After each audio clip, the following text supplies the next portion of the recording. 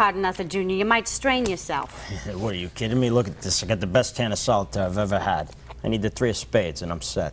Junior, isn't there something else you could be doing? You know, something a little bit more productive, maybe? Huh. Hate to burst your bubble or anything, but I got all the guys dispatched on calls right now, so I'm resting up in case it should get busy later. Oh, I can see that. But wouldn't it be nice, maybe, if for a change, you did something to help make it busy later? Oh.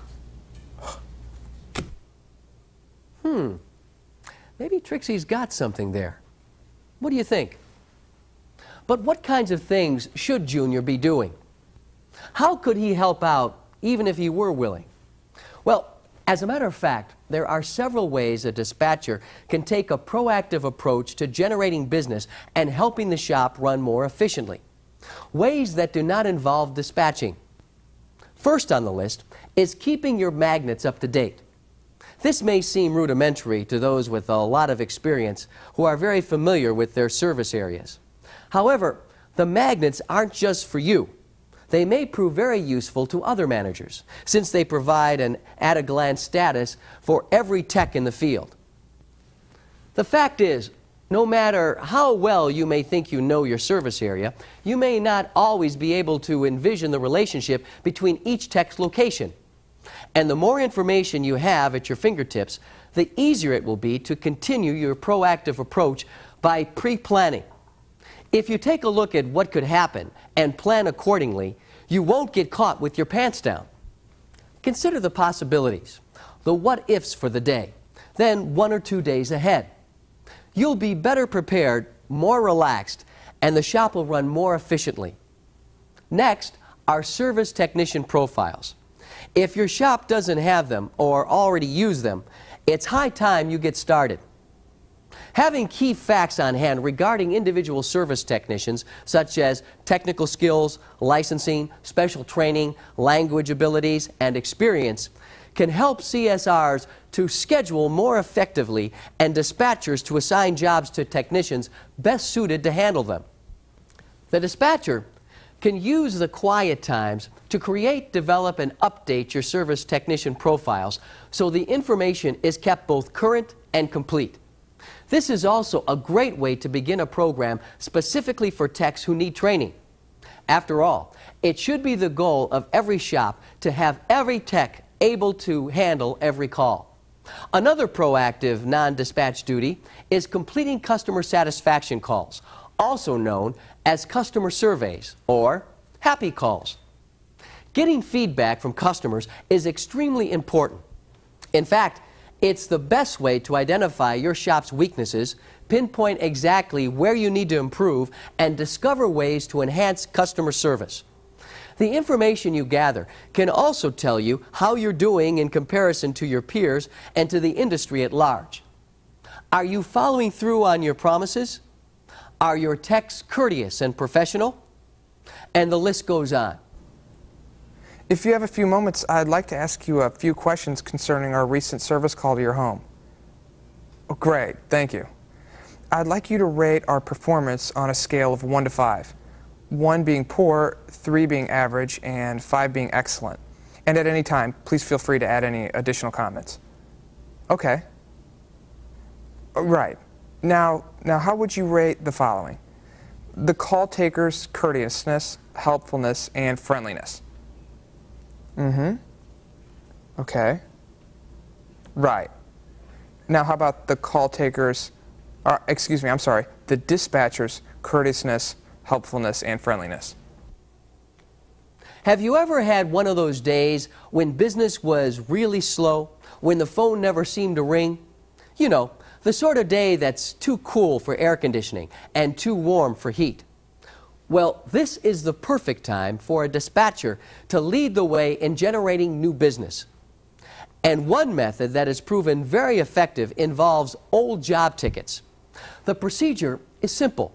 You just search through old tickets looking for customers who had decided to delay service or were quoted add-ons that they decided to forego at the time. Then you call the customers to see if they would like to proceed with the service now that some time has passed. It's actually a great way to do follow-up and therefore great customer service. Well, I'm glad to hear you're getting plenty of hot water again, Mr. Saunders. Right.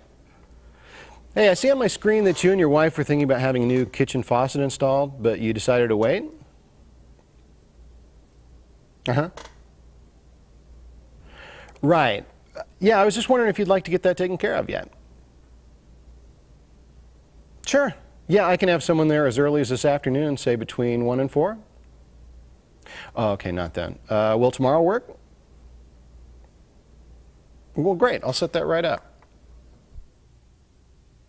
Another great way to be proactive is to check the maintenance records on your shop's trucks. Safety should always be paramount. And that means taking extra steps to ensure that all trucks are in top shape at all times. By supervising inspections and checking maintenance records, a dispatcher can save the company money by avoiding costly repairs and increasing gas mileage. Who knows? You might learn a little more about the business in general. And you never know when you might be needed to help pull parts from the warehouse. Now, I don't want you to think that being proactive with non-dispatch duties means all work and no play. On the contrary, you can have some fun being productive. Designing, implementing, and tracking contests provides a more creative outlet, one that can not only improve morale, but increase productivity as well. Whether it's for the biggest sale of the week or the highest conversion rate of the month, the idea is to spur friendly competition and get your staff to go that extra mile. Prizes don't have to cost much to add fun and excitement to your shop's daily routines. Use your imagination. Ask your coworkers. Heck, you can even give a prize for the best contest idea. Just keep the energy level high. And once you've got the momentum going, I'd like to suggest telephone cloverleafing as another proactive approach toward your business.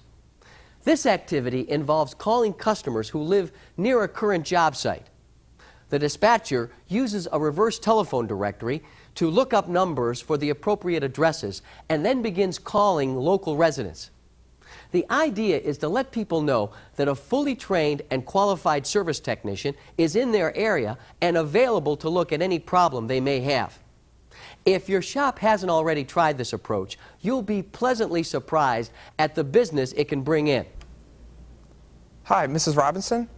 Hello, my name's Dave, and I'm calling from Mike's Plumbing, Heating, Air Conditioning, and Electric. I'm calling folks in your area to let them know that we have a fully trained and licensed service technician in your area who's performing spring tune-ups at one of your neighbors' homes. Yes. He's working on an air conditioning unit for the Tate family that's right down the road from you. And as long as our man's in the area, we can avoid the service dispatch fee. So I wanted to find out if there was anything that we could help you with, such as a spring air conditioning tune-up. Next, there's following up on direct mail pieces. You know, the cards and brochures your company sends out to announce special promotions or offer discount coupons. These generate interest, which could turn into service calls with the right follow-up. And it's a perfect opportunity for a dispatcher to help out. All you have to do is call the customer to whom a direct mail piece was sent and ask them if they received it. Then you find out if there's anything your shop can help them with. It's that easy. And I was just wondering if you received the letter we sent you in the mail. Well, it was about our special offer on new water heaters. For a limited time, if you purchase a new water heater from us, we'll not only knock 10% off the purchase price, we'll even install a high-efficiency water filtration system that we normally sell at retail for free. Sure, I'd be glad to answer any of your questions. Well, that's all the time I have for this week. And I hope you'll take the time to think up some new ideas of your own as well.